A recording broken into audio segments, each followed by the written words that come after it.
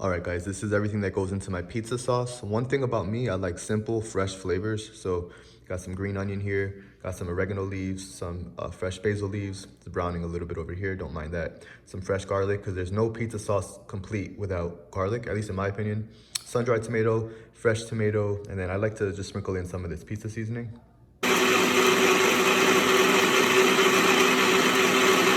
All right, guys, so now I have the pizza crust, the tomato sauce, which you just watched me make, and the cheese. So this is Brazil nut cheese. I'm not gonna show you exactly how I made it. I'll make a video in the future, but this is just Brazil nuts, a little bit of water, a little bit of apple cider vinegar, some sea salt. I may be missing something. There might be something else, but whenever I make nut and seed cheeses, I always culturize with these probiotics, specifically Life Biotic by Paradigm. They're full spectrum plant-based probiotics. And what it does is it unlocks the food, so it pre-digests it. So my Brazil nuts were sprouted, they were soaked, and then I culturized it. I added a teaspoon of this with all the other ingredients, and then I let it sit out for 6 hours.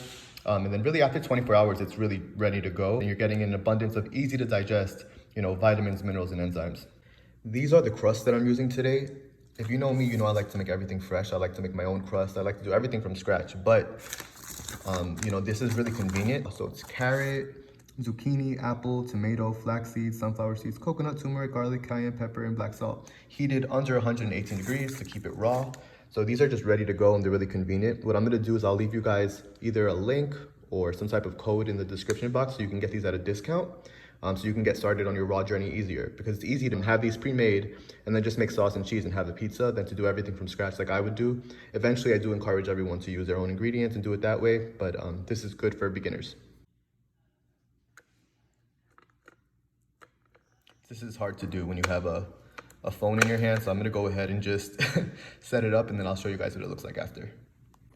All right, guys, so this isn't the most presentable, but this is the pizza. I didn't have everything that I would need to make it look super, super nice, but it tastes really good. And this is a really good way to stay raw vegan. I am a foodie, guys. I would have never been able to do this lifestyle if I had to just stick to celery and carrots all day, okay? So things like this is what helped me get to the point where I am at now, where it's been 2 years that I've been a completely raw vegan diet, because I can do things like this. So yeah, I hope you guys enjoyed this recipe. I'm gonna show you how you can take this up a notch, actually, so watch this.